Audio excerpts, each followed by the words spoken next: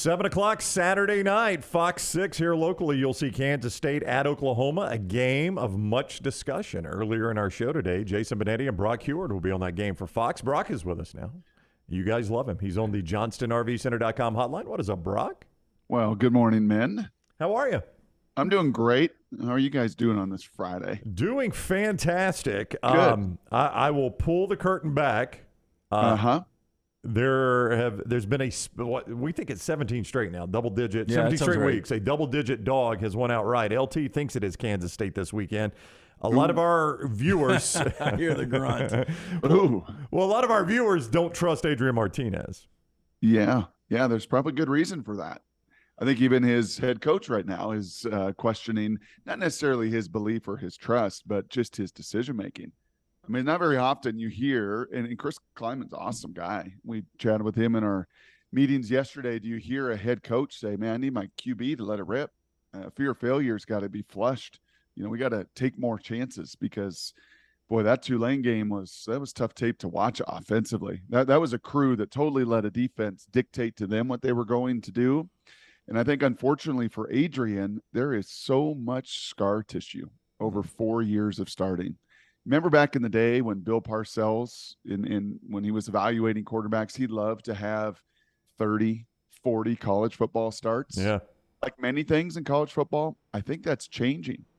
I think the Will Levises of the world, the C.J. Strouds of the world, a kid that I just saw, BYU, Jaron Hall, who I think is going to just rocket up the draft boards. I don't think it's advantageous to be a 4-year starter anymore in today's college football. Bryce Young may be the outlier there. Obviously, he started and is going to be a third-year starter, and he's awesome. But I think we're going to look back here pretty soon at this data and say, yeah, I don't know. If you're starting 40 games in a couple different programs in college, there's probably a few more warts, a little bit more scar tissue than there is the upside of talent. Okay, just sticking with this game, though, just bear with me for a second. Okay. Yep. I think you agree Kleiman's a really good coach. Very good. Deuce Vaughn is a unbelievable, underrated player. Yep. Adrian Martinez, just going back to last year against Oklahoma and Norman, probably played his best game. Yes. And so maybe he's got some confidence. You know, coming off the Arkansas State loss a couple of years ago, they go into Norman, they beat Oklahoma as 3-touchdown dogs. I know these are different teams, but the question I would ask you, is Oklahoma fully cooked under Brent Venables? I mean, it looked like it last week, but that also looked like a Nebraska team that had tapped out. Well, what we are seeing differently, and we had Oklahoma week 1 against UTEP, and the uncommon effort was a theme throughout because it was a theme in that building the entire day before. What you are seeing is a level of want-to on defense that's just different. And it's what Brent, and when you get a defensive-minded head coach, and again, in just conversations yesterday with Kansas State, it's obvious to them as well. You know, I don't know. I've got to find a new word for violent because it just kind of rubs people the wrong way, I think, sometimes.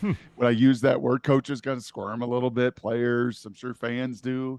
But, I mean, it is that's the essence of what he's brought. But Oklahoma has been an athletic, fast defense in the years against that Kansas State team. Those games you referenced, where Kleiman's beaten them 2 of the last 3 times. They've been athletic. They've been fast. They've even recruited pretty well defensively in Lincoln's later years. They were never violent. And this crew right now at all 3 levels of their defense, and Nebraska felt it. All 3 opponents have felt it. They've beaten all 3 by 30-plus points. They're bruised. They're beaten up going, yes, I kind of like playing the old Lincoln. Those were fun games. Those were 40-35. Those were, we could at least score. This isn't any fun getting hit with the level of ferocity they're hitting right now. Well, can you just say physically aggressive? I'll be listening tomorrow night. Give me better physically than aggressive. That. Give me better than that. We can do better. Just like I've texted Ryan this morning, we can do better. Like we can be on top of details a little bit more, Ryan. Yeah, no, that's true. No, Brock was late getting his link. That's really more on Rockstar than me, Brock. But no, don't point fingers. You point a finger, 3 point back at you. Okay, don't ever do that. That's right. Somebody's been working diligently on that laptop today, Brock. I got a lot going on in here, Rockstar. I'm sorry. I mean, what we have here, Brock, is a quarterback who just threw an interception. He's blaming it on the receiver running the route. Bad route by Rockstar. No bad question. route, bro. Now, I will say this, Lance, back to Adrian. If I'm coordinating him and Colin Klein is a first-time play caller down there at K-State as well, I am running him 15 to 20 times. I mean, that may sound outrageous, but that is where you would have a numbers advantage. That is where he and Deuce have got to carry, or at least between those two, they have got to get 30 rushing attempts. Well, yeah, he had 17 against Oklahoma last year. Correct. So if Deuce gets 20 and he can get 10, and I'm talking about designs like QB power, QB draw, the Tulane QB, or not Tulane, the Kent State QB did do some damage with his legs against Oklahoma, right? He did run around. That game was a little bit tighter, and the QB was a difference maker for it. So if you're going to infuse a level of want to and tell your quarterback to play with less fear and to be aggressive and let it rip, especially an athlete like Adrian, he's got to run the ball a ton Saturday night. Yeah, I think terrorizing will move the synonym needle the wrong way. I like that. Oh, that's true. Yeah, that's vicious and threatening are the other two that pop up. Vicious and threatening. Kind of like vicious. And then other words I don't understand. Right. Oh, wow. See my board right here? Yeah, right? There's got a lot of notes. Yeah, vicious is good. Yeah, here we go. I'm going to add vicious right here. And do you want to be quoted on that, Jim Dunaway? No, please don't. Don't write down as viscous. Yeah, viscous. Please don't, because I don't want to Yep. get, I know how the world is now. If vicious doesn't come off the right way, I don't want to be part of it. I don't want to be part of it. The last time we were supposed to be quoted, I compared Drake London to Mike Evans, and the guy that went on the broadcast the next day, and this was 2 years ago, used it and did not give me credit. Do you guys remember that? Oh, I do remember that.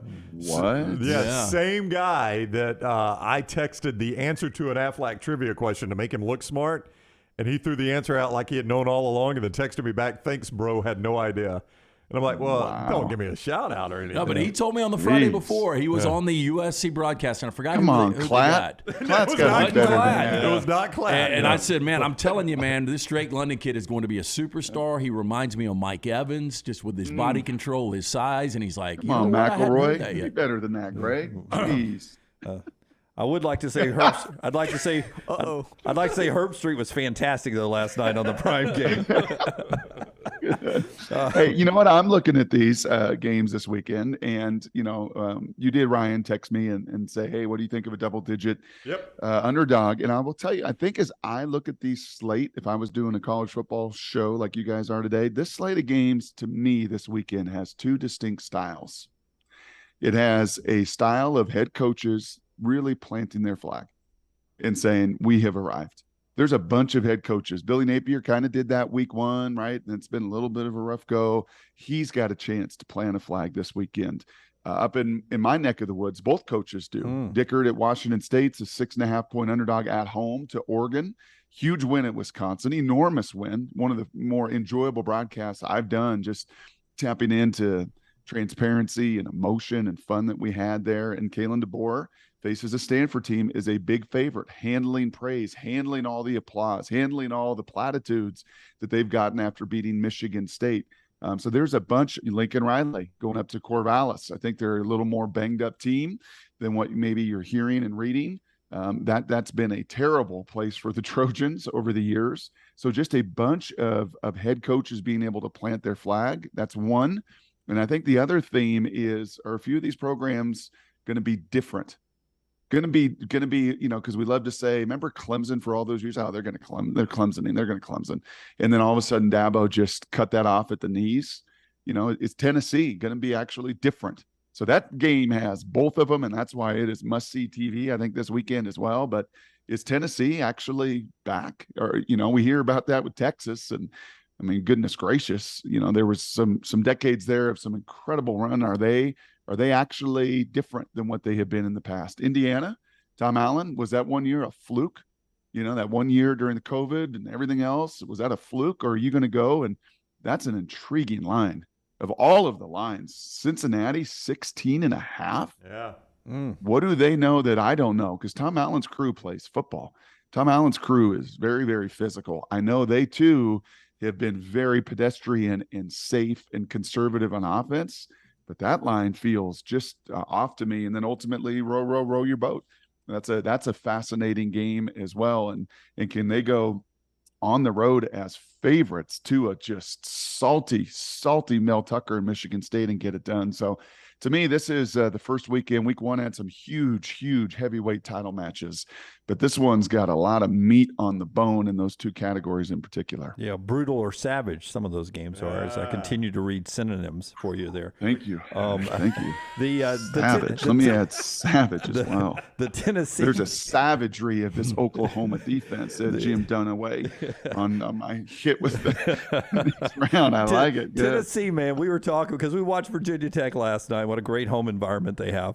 But we were sitting there going, how in the world does a quarterback like Hendon Hooker get away from Virginia Tech and he's what he is at Tennessee? Is that just style fit? You're with the right coach, the right offense, better receivers. Is that what happens there? Yeah, all the above. All of those things are involved. And I would say Tennessee is in my top five of favorite places to call it. I'm not saying that. I'm not crowning them as a top 5 team this year. We'll see after this weekend.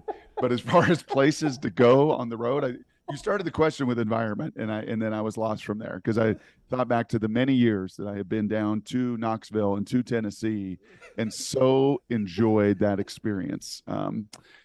Just from the food to the people to the culture to the burnt ends, that were really good, and just the incredible time there. So, how does Hooker go to a different place and look like a totally different guy? Absolutely, you find the right style that fits you. That is a system that is pretty simple. That is not overly complex, that creates a lot of primary receivers and targets open, and then ultimately uses his tremendous talent physically and with his dual threat nature. Yeah, that's a fit. And we see it in football at all levels, junior high, Pop Warner, high school, college, pro. That position, when fit appropriately, you can change guys. So I still believe in Utah, and I want to go back to the other side of this game in week one. And Anthony Richardson completely taking over that game in the second half. And then watching Anthony Richardson in back-to-back weeks look so pedestrian and make so many mistakes. And I saw today Mel Kiper's got his updated big board. He's still got Anthony Richardson going in the middle of the first round. How could a quarterback be this bipolar? New system, new people.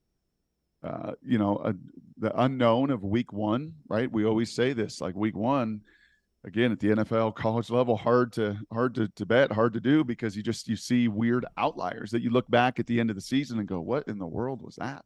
How did Buffalo lose in the opening week last season? How did Jacksonville beat somebody in the openings, week couple seasons ago, Gardner Minshew, and then lose 15 in a row? Because the opening week, when you've got new people and new systems and new staff and everything else, that opponent doesn't have as much background. They don't know. They could try to adjust in game, and I thought Utah did, and Utah had every opportunity to close that game out and win it down in the swamp, and I think we'd be looking at them very differently. We'd probably be talking about them as the team that's going to be the 4th team in this playoff, or at least a further legitimate contender.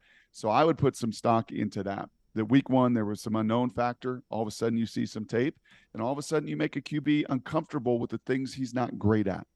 I think I hear that more and more in college football on the road this season and seasons past than I certainly did at the beginning of my career.